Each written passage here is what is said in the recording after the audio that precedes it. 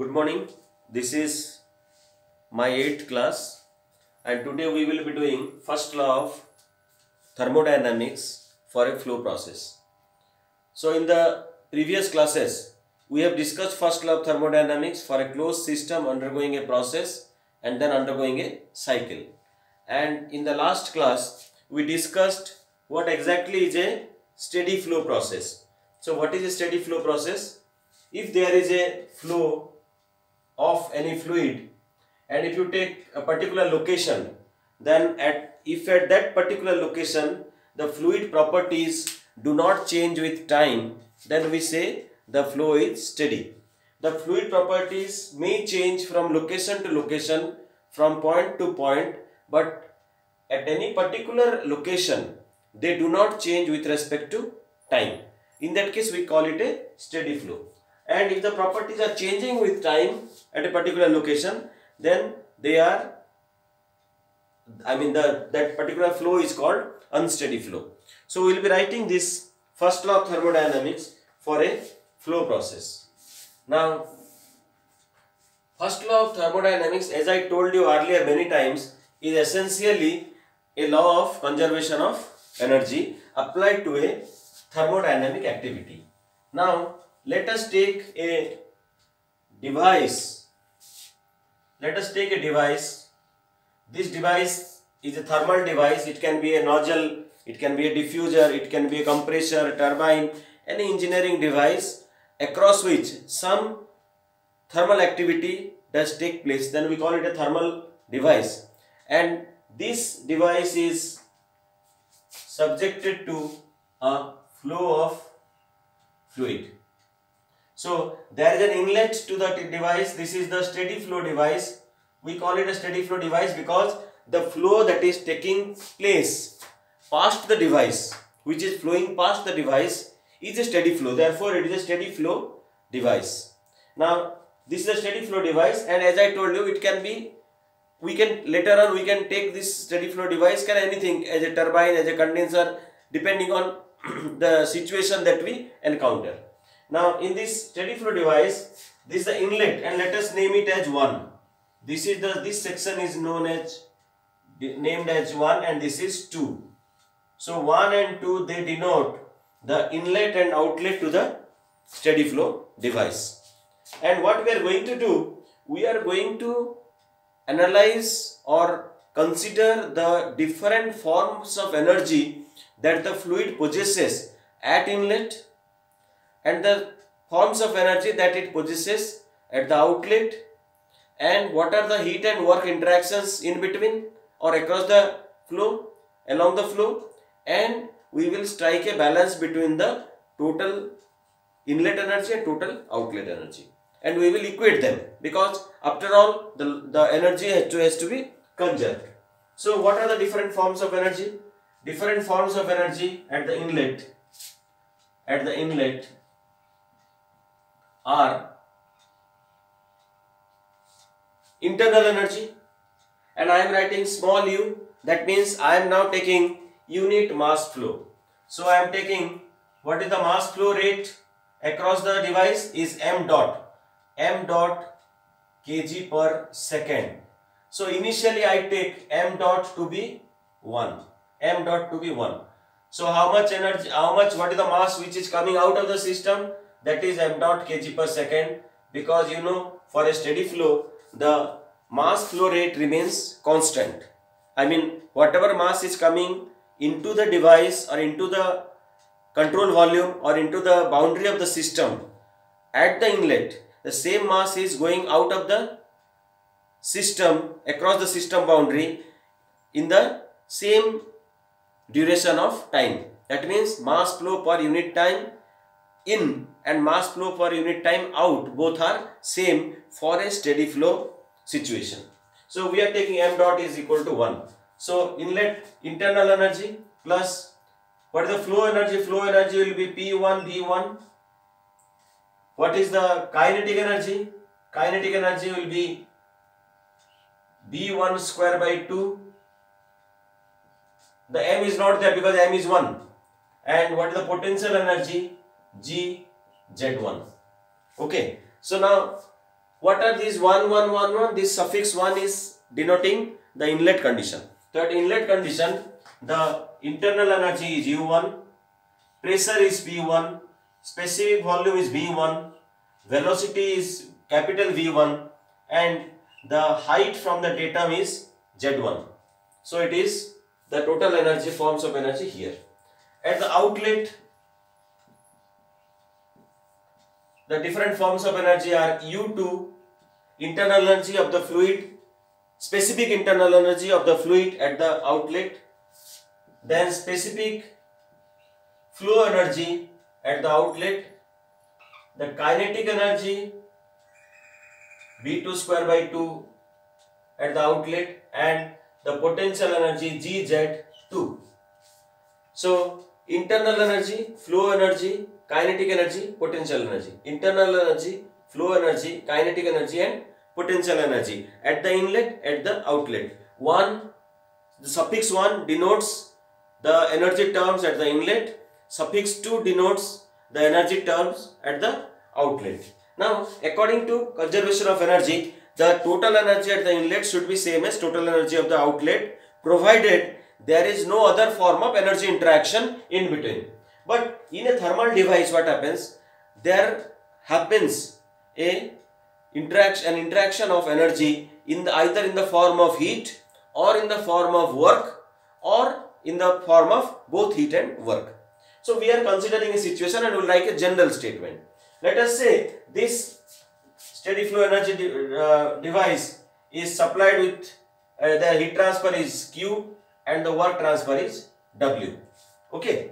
When you take m dot kg per second, m dot is the mass of fluid passing through the device per unit time, then Q is the amount of heat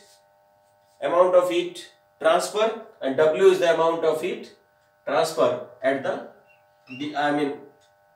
within the system. Then what we will do? We will add one of them into the inlet and one of them into the outlet. Okay. So our total energy at inlet will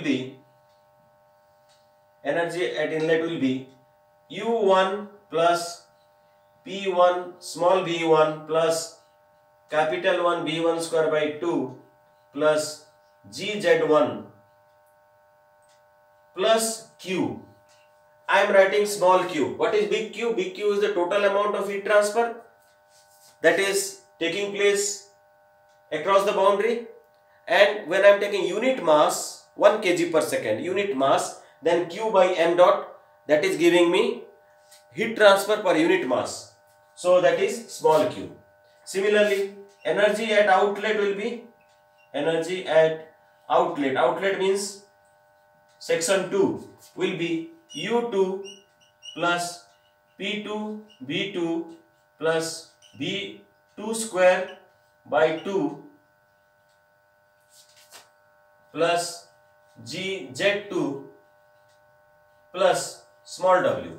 Small w is W by m. W is the work transfer that is taking place across the system boundary, and for m dot kg per second of fluid flow. But when you are taking unit mass flow rate, in that case W by m, that means the work transfer per unit mass, that is small w. Okay.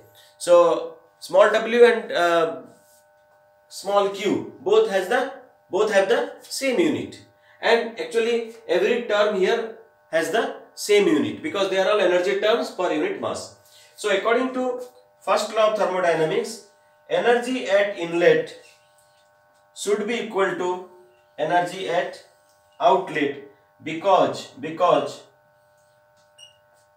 during the steady flow there is neither any accumulation of mass nor any accumulation of energy within the system. So if you take this as the system is a fixed region in space, then across this boundary mass flow is taking place, energy transfer is taking place, and because of the flow, the total energy at the inlet must be equal to total energy at the outlet. So in the inlet, once again I am repeating, in the inlet you have your internal energy U1, flow energy P1 V1, kinetic energy V1 square by 2, and potential energy Gz1. mgz1. So m is 1, therefore it is Gz1.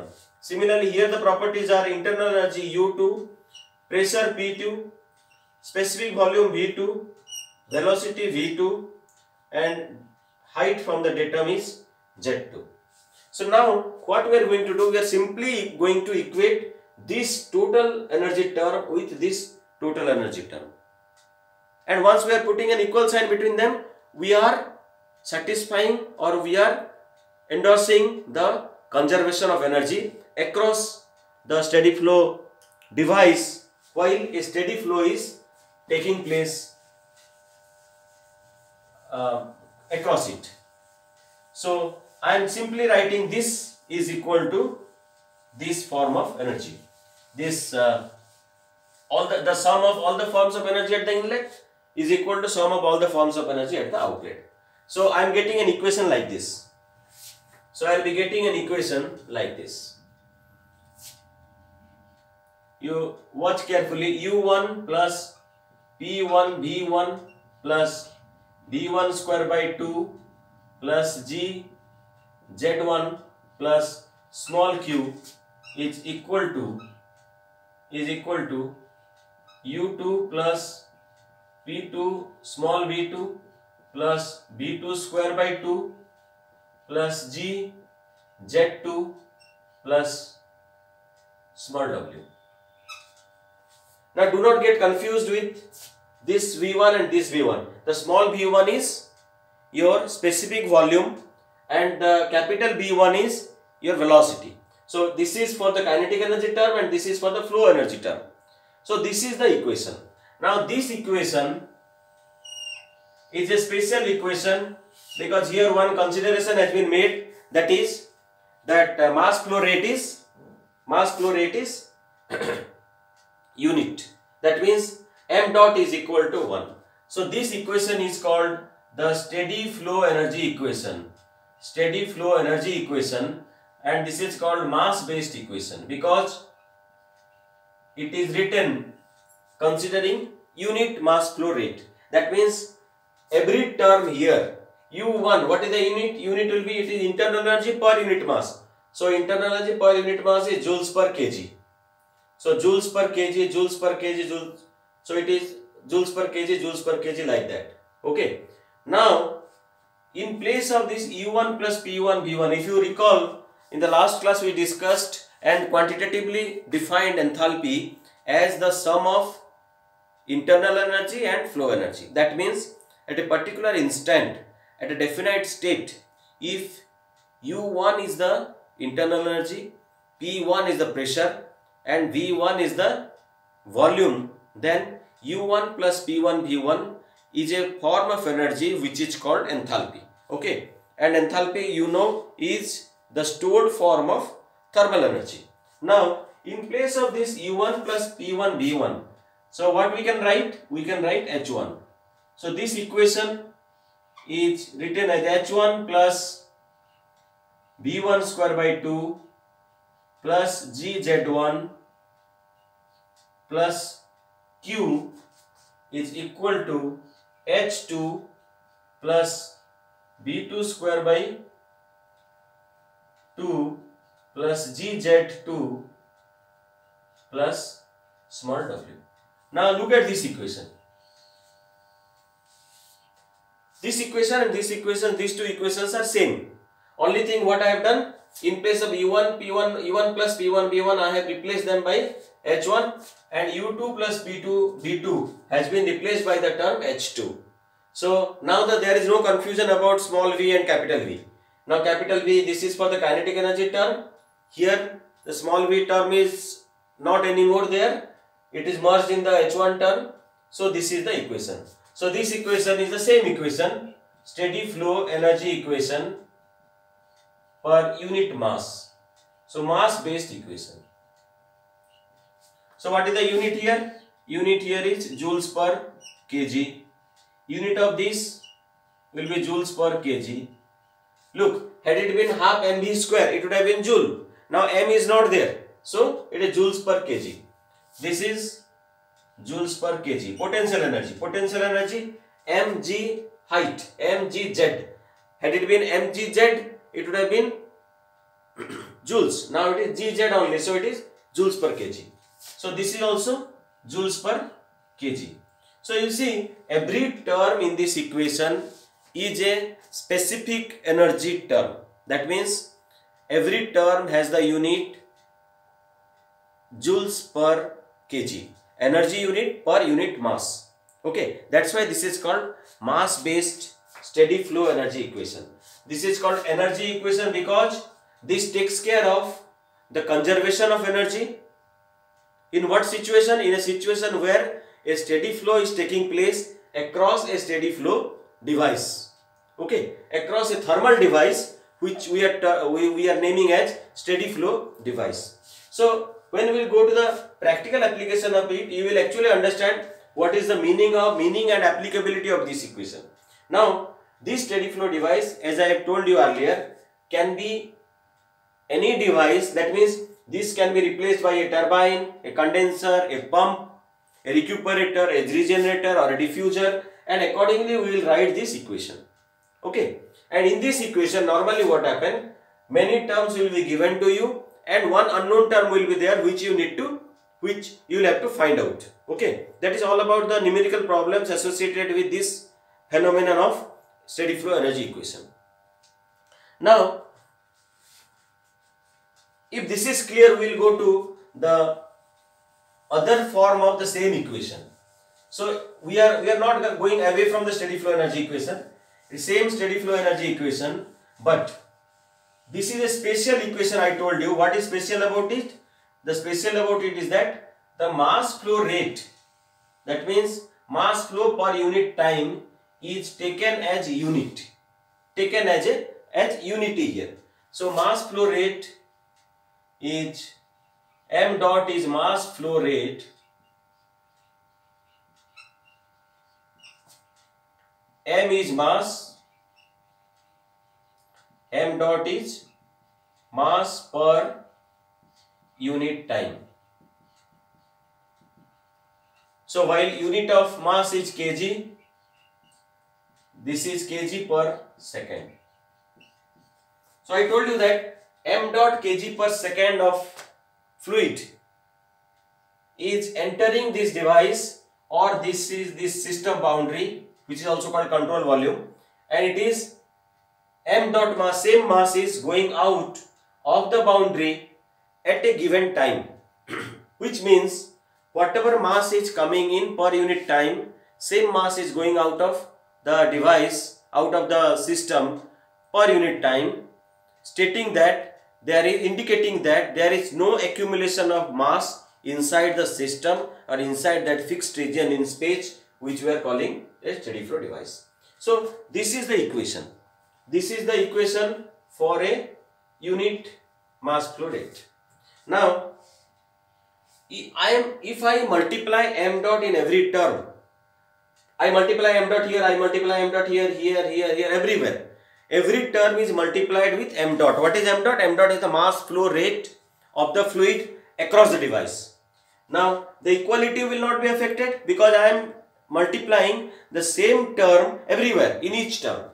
So, I am writing this m dot h1 plus m dot b1 square by 2 plus m dot gz1 plus m dot q is equal to m dot h2 plus m dot b2 square by 2 plus m dot gz2 plus m dot w.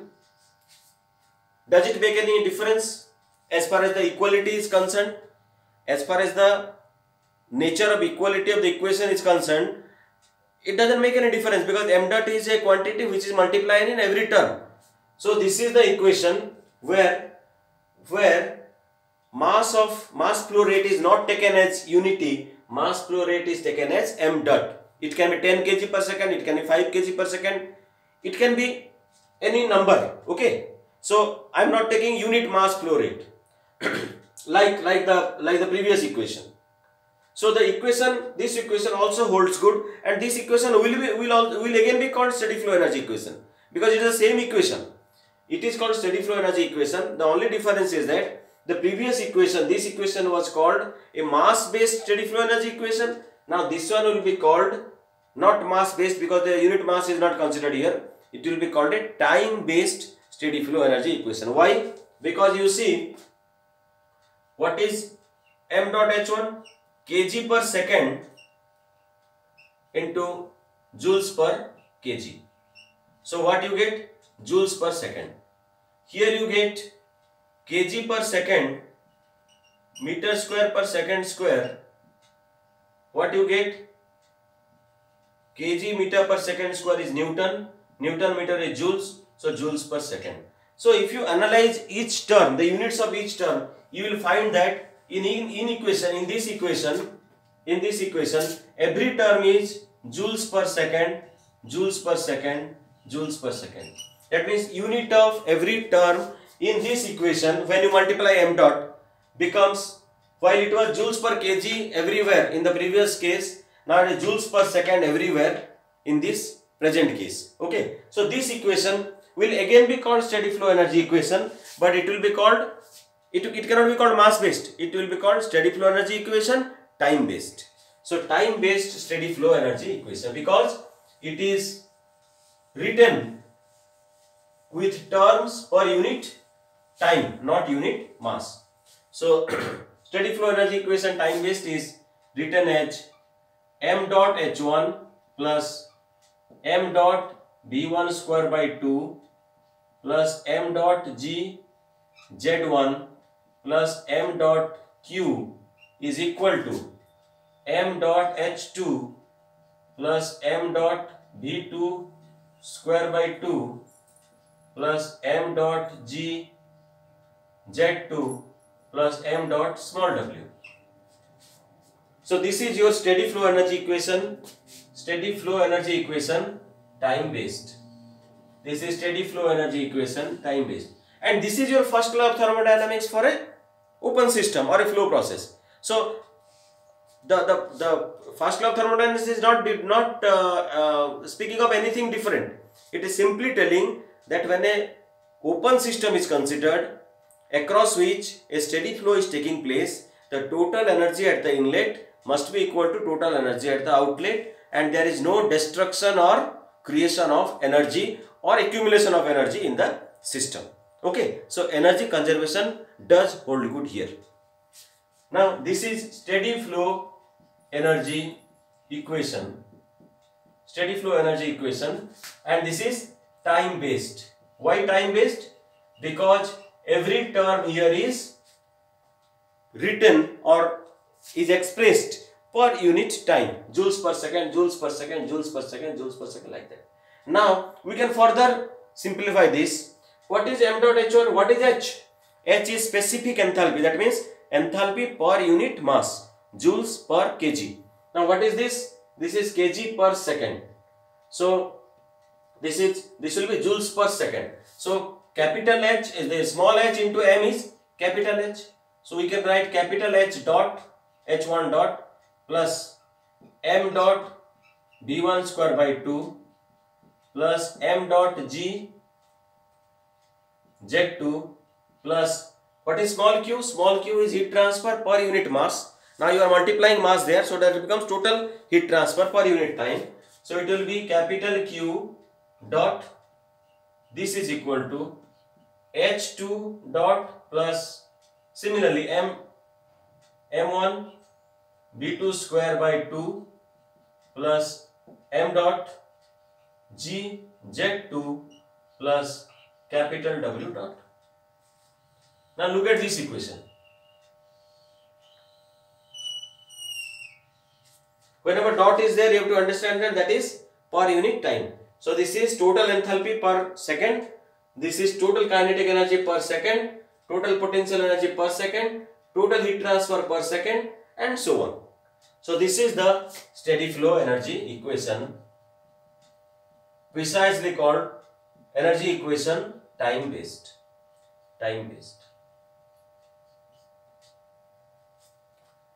What is the applicability of this equation? The applicability of this equation is that whenever we are solving a problem, thermodynamic problem or analyzing an industrial problem where a thermal device is concerned, thermal device is there and a flow is taking place across the device, and for that matter actually all the engineering devices, almost all the engineering devices are open devices, open flow systems. Okay, you will hardly find closed systems. You'll always find in an industrial application, in a plant, in a process plant, in a power plant, in an IC engine, you will find things which are open systems where some mass is entering and some mass is going out, and something must be happening within the device. Now that something which is happening within the device is heat transfer and work transfer. So we have already included this heat transfer and work transfer into this equation.